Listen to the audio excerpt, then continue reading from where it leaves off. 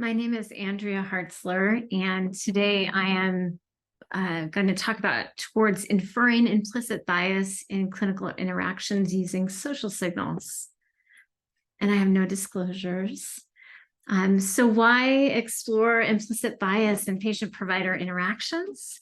Well, we know that although it's often unintentional, implicit bias among healthcare providers leads to healthcare inequities.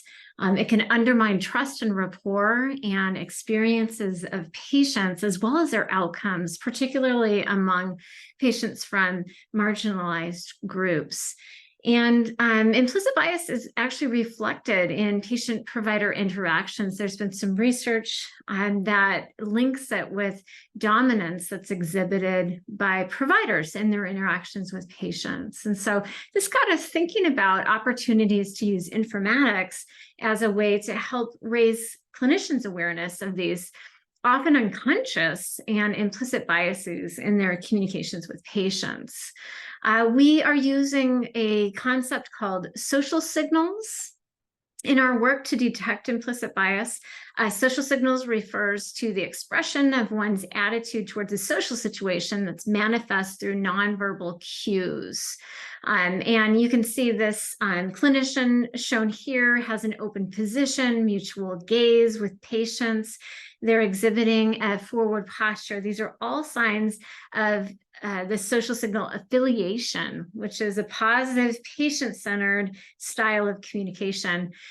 Providers can also show vocal expressions like interruptions and not allowing the patient to take the stand and have a speaking turn. These are associated with the social signal of control. So these nonverbal cues can be used to, have been shown really to signal the socio-emotional quality of patient-provider interactions. And in fact, manual coding systems like the Rotor Interaction Analysis System, or RIAS, have been designed for manual coding of medical encounters to identify these social signals that are associated with patient-centered communication. In prior work, RIAS was applied manually to recorded medical encounters and was found to link provider dominance with implicit race attitudes. And so how that was expressed was providers that demonstrated a stronger implicit race bias that favored white individuals ended up exhibiting a stronger dominance when they were interacting with Black patients compared to white patients. So we thought, wow, that's a pretty interesting window to try to understand implicit bias through the expression of these social signals. Could we explore this approach and potentially work towards automating this assessment? And if we were successful, could we generate feedback for providers to help raise their awareness of potential implicit biases in their interactions with patients? The approach that we use is called social signal processing, which is a computational sensing approach to model these social signals in the nonverbal interactions between patients and providers. What's shown here are two actors playing the role of a patient and a provider, and you can see how we use pose estimation to be able to detect key points on the body to interpret the body movements and posture. So we collect audio and video, and we from the audio, we detect nonverbal cues, things like interruptions, pitch changes, and we use the video to detect body movement and posture through pose estimation. And then we link those nonverbal cues to these RIAS social signals shown here in the middle of this slide.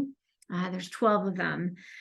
So our approach, our social signal processing pipeline for this project is to record nonverbal interactions between patients and providers during primary care visits. We have 2 cameras that we set up in the exam room, and with the consent, of course, of the patient and the provider, we record those visits.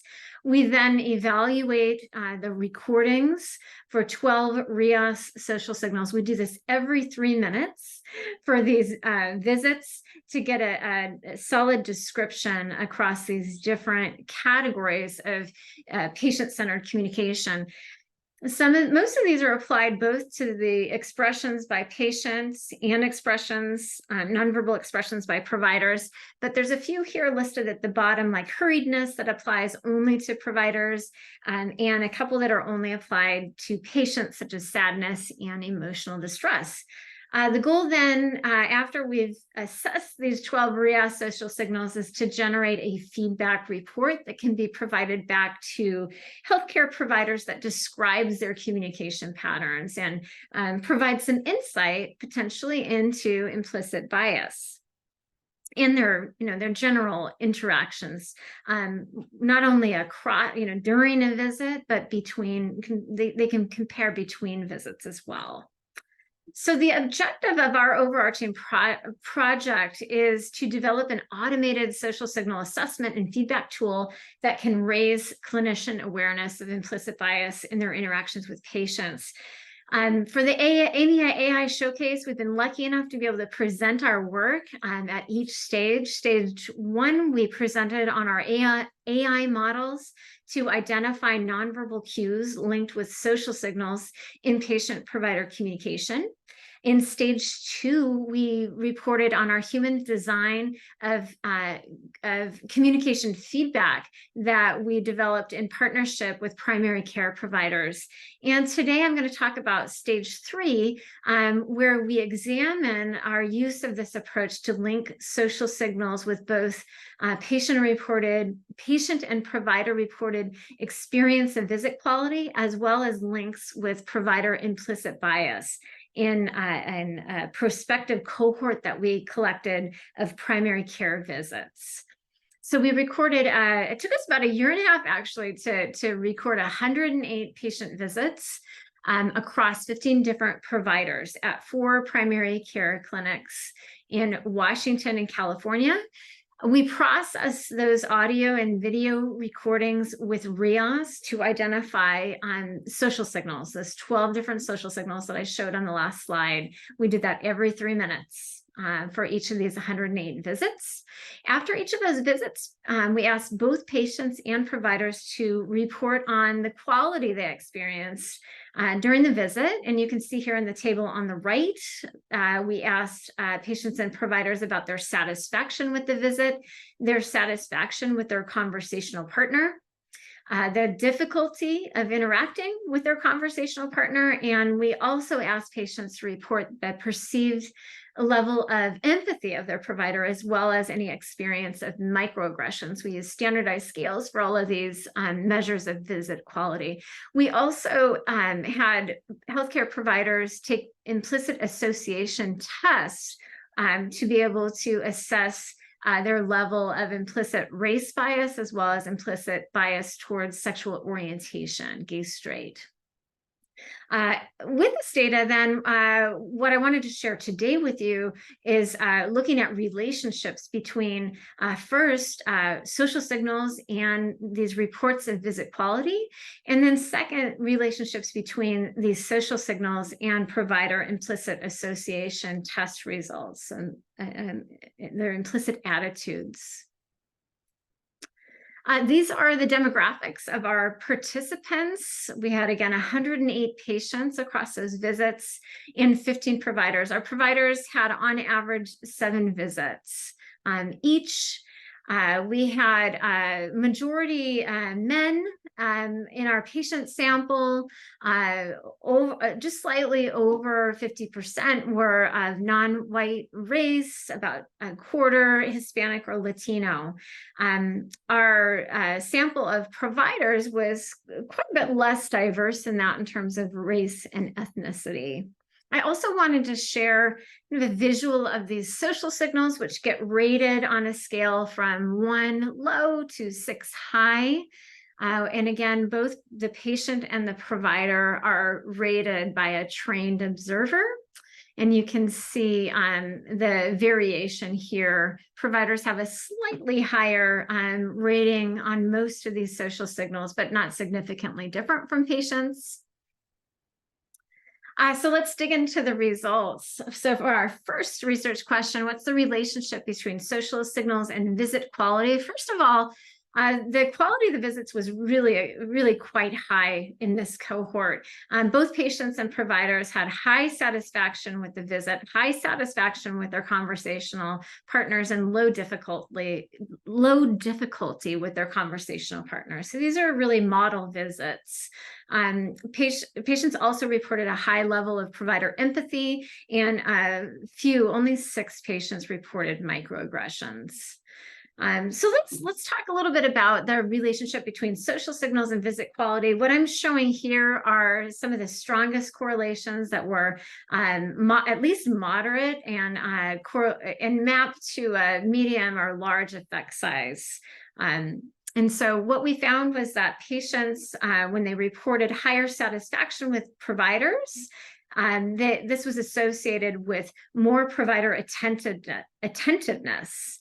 We also found that when patients reported greater perceived empathy of providers, this was associated with a greater expression of provider interactivity, more patient expression of respect, as well as less patient expression of irritation, nervousness, and distress. On the side of providers, when they reported on visit quality, what we found was that there was when providers reported greater difficulty with patients, we found that was associated with greater patient nervousness.